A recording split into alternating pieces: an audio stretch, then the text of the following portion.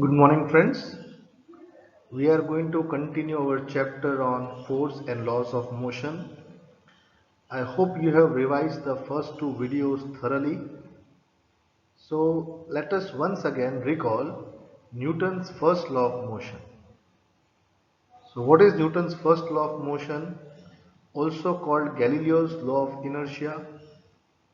The law states a body at rest tends to remain at rest, and a body in uniform motion tends to remain in uniform motion until an unbalanced external force acts on it. So to understand motion, we have to understand balance and unbalanced forces, which we did yesterday, right? So Aristotle in his theory forgot about frictional forces, but in our previous lecture we learned contact and non-contact forces, balanced and unbalanced forces. So on the earth, the bodies which are at rest, yes, because a terrestrial phenomena called gravity always acts on any body.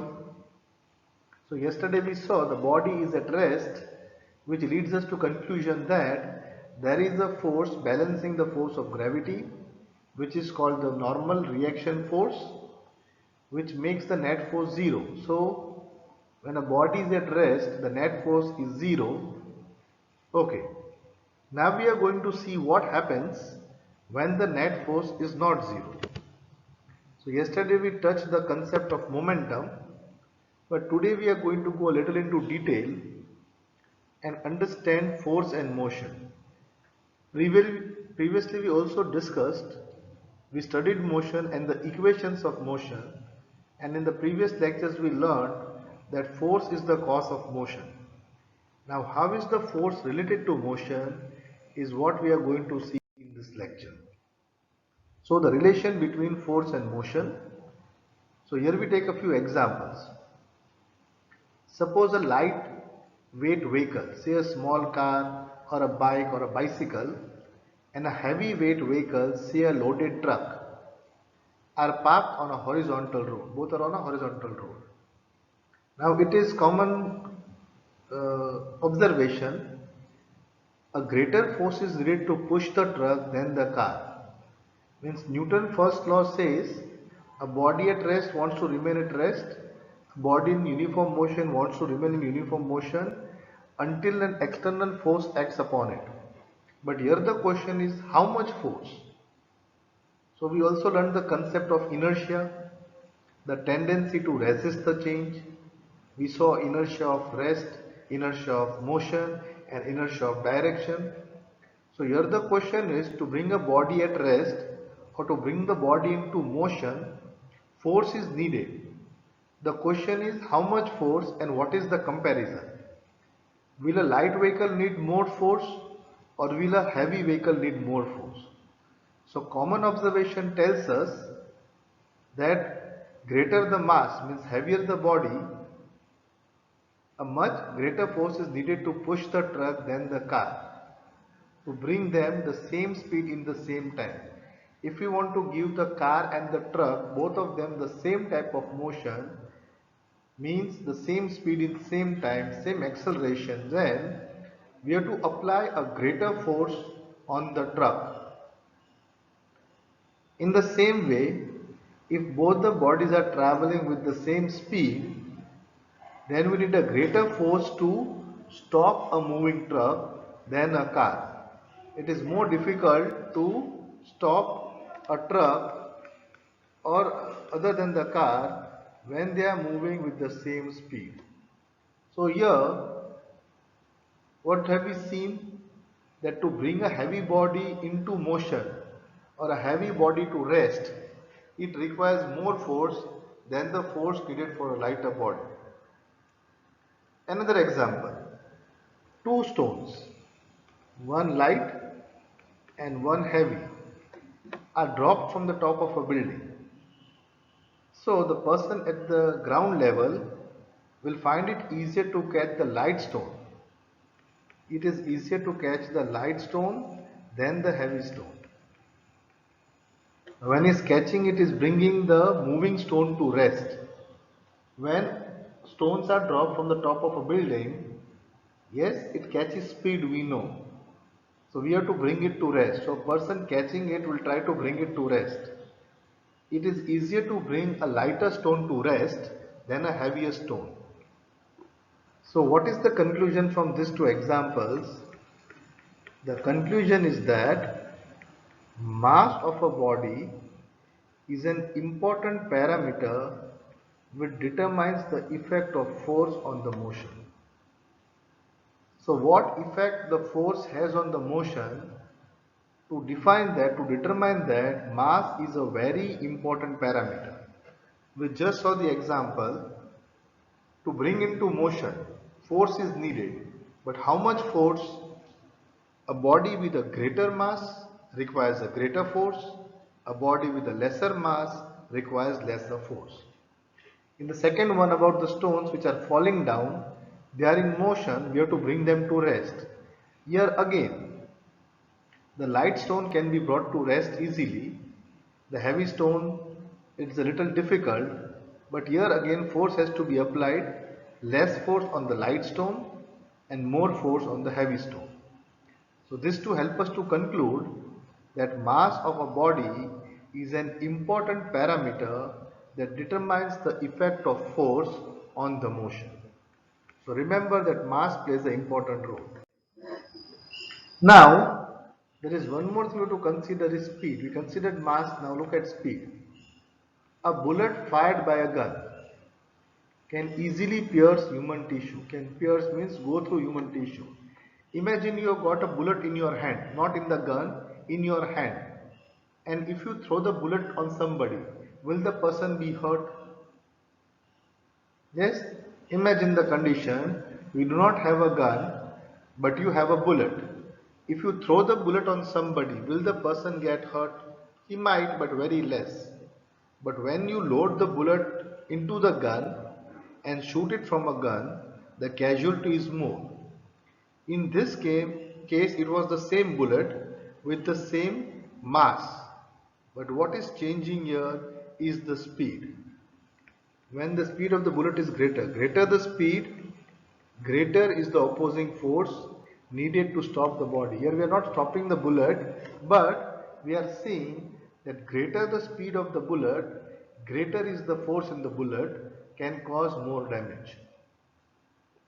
So in both the cases, it is only the bullet with the same mass. What is the change here is the speed. A bullet thrown with the hand and a bullet shot through a gun. So here also the motion is determined by the speed. In the earlier cases, the motion was determined by the mass. Here, the motion is determined by the speed. So if taken together, the product of mass and velocity, that is speed, is called what is called momentum. We did previously, we'll revise again, is a relevant variable of motion. Means for motion, to understand motion, we have to consider two parameters, mass and velocity. So here we introduce again the concept of momentum. Momentum is the parameter which relates both mass and velocity. And mathematically how it is related? Momentum is the product of mass and velocity. Means you multiply the mass and the velocity to get the momentum. So you have understood that mass and speed both are very important factors to determine the motion. So mass and speed together, the product is called momentum. So momentum is related to motion, and especially the force applied to bring the body into motion or at rest. So this pictures you saw yesterday, which we just explained. Case number 1, same mass, different speed. So whose momentum is bigger? Yes, and here same speed, different mass. Whose momentum is bigger? That we did yesterday. So you can see case 1, 32s are 60. So the momentum of this truck is 60 kg meter per second, and this truck is how much? 150 kg meter per second. Case 2. Momentum of the first body is 30 twos are 60 kg meter per second and second body is 22 twos are 44 kg meter per second. Means here the momentum of this body is more and momentum of this body is less. Here momentum of this body is more and this is less. So to bring them into motion, this body, okay, that's all, they're already into motion.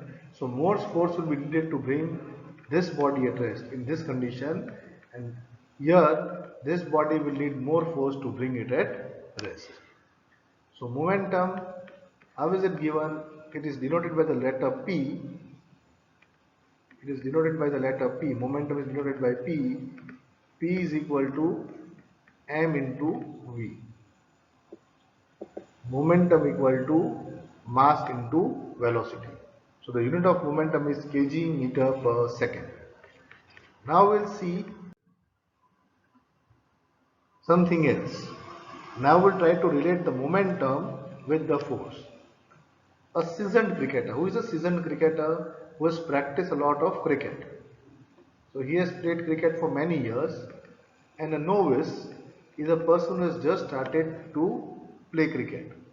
Now the seasoned cricketer has got lot of training and lot of practice, so he will catch a ball with great speed more easily than this novice. This novice will hurt his hands. Why? When the ball is coming with very high speed, the person will try to stop the ball, there will be effect of force which will hurt his hand. But the seasoned cricketer who has got a lot of practice will easily catch the ball without hurting the hands. How does he do that?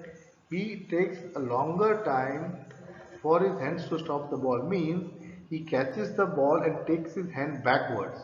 When he takes his hand backward, is increasing the time, decreasing the effect of force. Yes? His hands he takes backward. The novice, the newcomer on the other hand, does not know, so he puts his hand in the middle and tries to stop the ball almost instantly and hurts his hands. So what do we see here? That force not only depends on the change in momentum. We saw now, momentum is mass into velocity and force changes the momentum. But what is here important is not only the change in momentum, but how fast the change is brought about. How fast means how much time was taken to bring the change. So what does force do? Force changes the momentum. What does momentum mean? Either changing the mass or changing the velocity. Now you will see in the most practical cases, we hardly change the mass. When a player is stopping the ball, he is not changing the mass of the ball, he is changing the velocity of the ball. So once we saw momentum, that is product of mass and velocity, but to understand force and momentum, we have to see that force does not only change the momentum, it also determines how fast the change is brought about. Means the change in momentum, the change in velocity is brought in how much time. So now we take two bodies with the same mass, you try to bring them in motion. Yes? Now if you want to bring the change very fast, means you have to change the velocity very fast. Change the velocity in lesser time means higher the acceleration.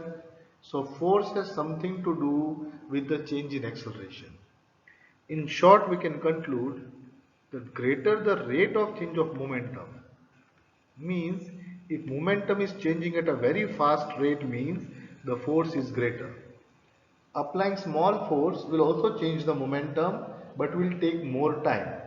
Applying more force will change the same momentum but in less time. So here there is change in momentum but also how fast the change is brought. So these observations confirm that product of mass and velocity, that is momentum, is basic to the effect of force on motion. So the effect the force has on motion is determined by three things: the mass, velocity and the time taken. Okay? Now see one more thing. Suppose a fixed force, some fixed force, let us say F. Let a fixed force F is applied for a certain interval of time, let us say t. So force F, constant force F is applied on two bodies of different masses. Their masses are different. So one is say M1, one mass is M1, another mass is M2. One is heavier, one is lighter. Now the same force is applied on both the bodies for the same time. Same force, same time. The lighter body picks up greater speed than the heavier body.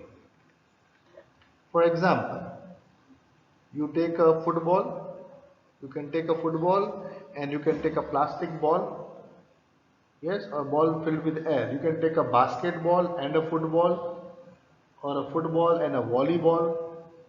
They have got different masses and you can kick them with the same force. Now that is practical, not very possible, but imagine you kick all the three balls with the same force for the same time.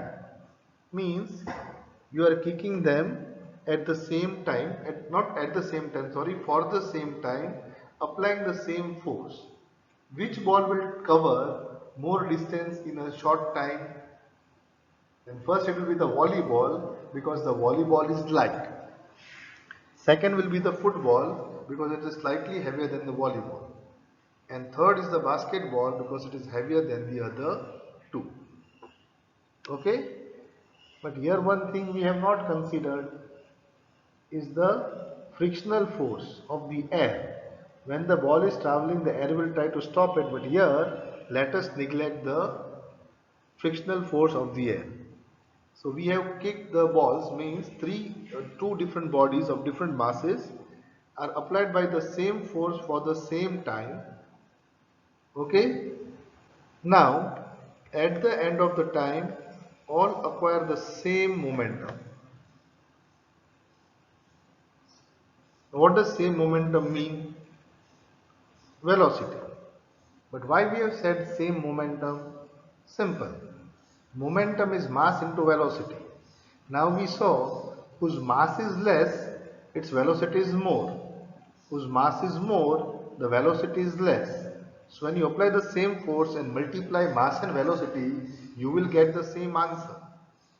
So you are applying the same force for the same time on different masses, then the velocity they will attain will be different, but the momentum for all the three bodies will remain the same. So that concludes that the same force for the same time causes the same change in momentum for different bodies. And this is what is the second law of motion.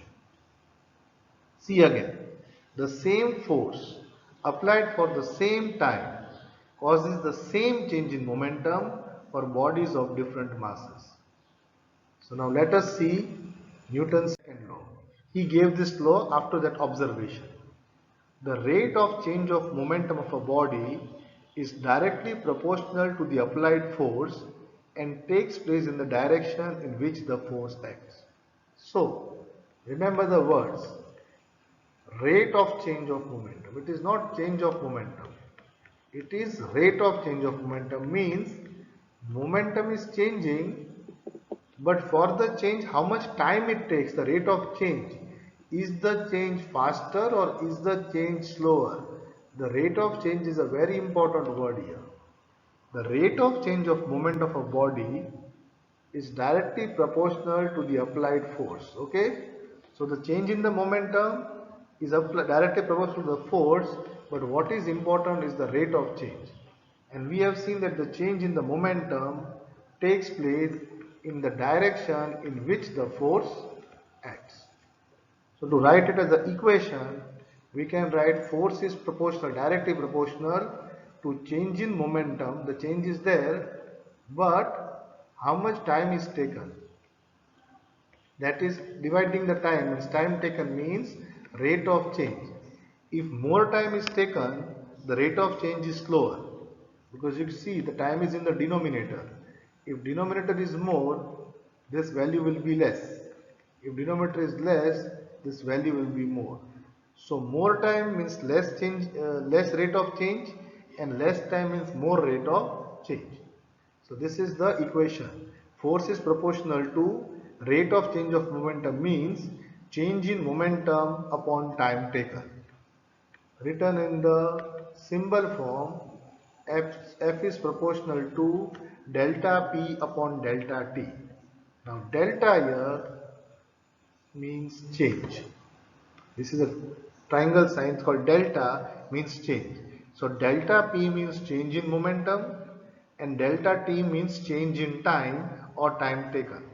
What does change in time mean? Suppose you started the force at 9 o'clock and ended the force at 9:30, means you have applied the force for half an hour. So delta T means change in time or the time taken. You cannot kick a football for half an hour, you just kick the football and the ball is in contact with your leg for 1 or 2 seconds. But that we'll discuss later on. So F is proportional to delta P change in momentum upon delta T time taken. Now let us see what is the word change in momentum mean. So say a body of mass m. A body of mass m is traveling with a velocity u. The initial velocity is u. Was traveling with a velocity u. A force F acts on it for a time interval delta t. So the velocity changes to v. Means the initial velocity was u. By a force acting on it F for time delta t, the velocity has changed to v. So what has the force done? It has changed the velocity of the body. So see here, it does not change the mass of the body, it is changing the velocity of the body. Now let us see first, what was the initial momentum? Initial momentum we called Pi, I means initial. So initial momentum was mass into initial velocity. What was initial velocity? U. So initial momentum was mu. The body was traveling with the momentum mu. Initial velocity u, mass m. After the acting of the force, the velocity changed to v. So final momentum Pf became mv. So initial momentum was mu, final momentum became mv. So what is the change in momentum? Change in momentum is final momentum minus the initial momentum, that is the change. So delta P, which is change in momentum, is written as final momentum minus initial momentum, or mv minus mu, taking m common, v minus u. So that is the change in momentum. Now what is Newton's second law saying? The rate of change of momentum, rate of change, is directly proportional to force. So it is very important to see for how much time the force acted. So the force acted for a time delta t. So F is proportional to change in momentum upon the time taken delta t. Now delta p is m minus v minus u. So I put the value of p here upon delta t. But v minus u upon t is nothing but the rate of change of velocity, also called the acceleration. Rate of change of velocity, also called the acceleration. So the equation changes to ma. Here a is the acceleration now. So second law can be written as F is proportional to mass into acceleration, or we change the sign of proportionality to now at what rate it is changing. So we call it K, ma, where K is the constant of proportionality. Now we take the units in such a way, we choose the units in such a way that K becomes 1. Means we take the mass in kg and acceleration in meter per second square. Choosing such unit gives us K equal to 1.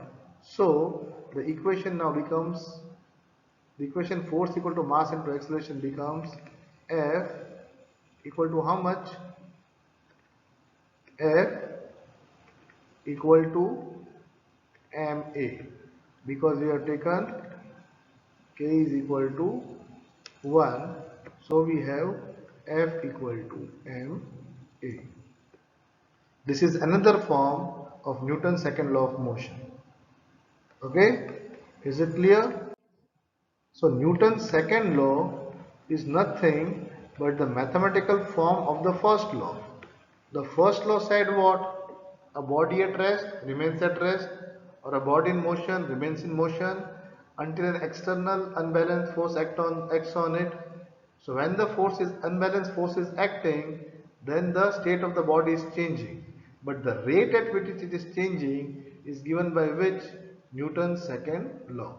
So Newton's second law is the mathematical form of the first law.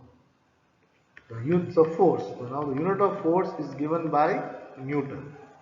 And since force equal to mass into acceleration, 1 Newton is 1 kg meter per second square, means when a body of mass 1 kg is accelerated by 1 meter per second square, then you can say the force applied is 1 Newton. So we are going to end the lecture here today. We understood the concept of momentum. We saw examples of relation with time and velocity. Momentum is the product of time and velocity, and how force is related to change in momentum. So force is not only change in momentum, but how much time is taken for the change, means the force is directly proportional to rate of change of momentum. So F is equal to ma. A means acceleration. So what do you understand? If you keep the force the same, if you apply the same force on the body of the same masses, acceleration will remain the same. But if you apply the same force on bodies of different mass, then more the mass, less the acceleration, less the mass, more the acceleration. If the body has got same mass and you want to give it the same acceleration, then the heavier mass will need more force and the lesser mass will need less force. So we'll do a little more examples, we'll do numericals also, because now we have got an equation, so we are going to practice numericals. That is in the subsequent lectures. But here, this is Newton's second law, very very important. The concept of momentum, very very important. Rate of change of momentum, important. So you have to see this video again and again till you get the concept properly. Okay, so try to understand the concept in very detail. So I'm going to end the lecture here today, and we are taking this chapter further, but remember, these are physics concepts which have to be very very clear to you. You may learn the answers later on, but first make your concepts clear.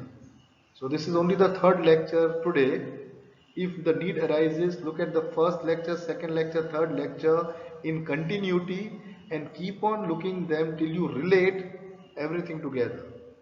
In the subsequent lectures also, when we do the numericals, do Newton's third law, the law of conservation of momentum, try to relate the whole lesson together. Also, we have done the chapter on motion quite long back. Try to see the motion also and try to relate how the force is related to motion. So your homework will be what? No written homework. All the notes, all the definitions, the derivations are given in the lecture itself. Write them in a fair book, but keep on revising what are balanced and unbalanced forces, what is inertia, the types of inertia. Try to get your concepts as clear as possible. So I am ending here. Thank you.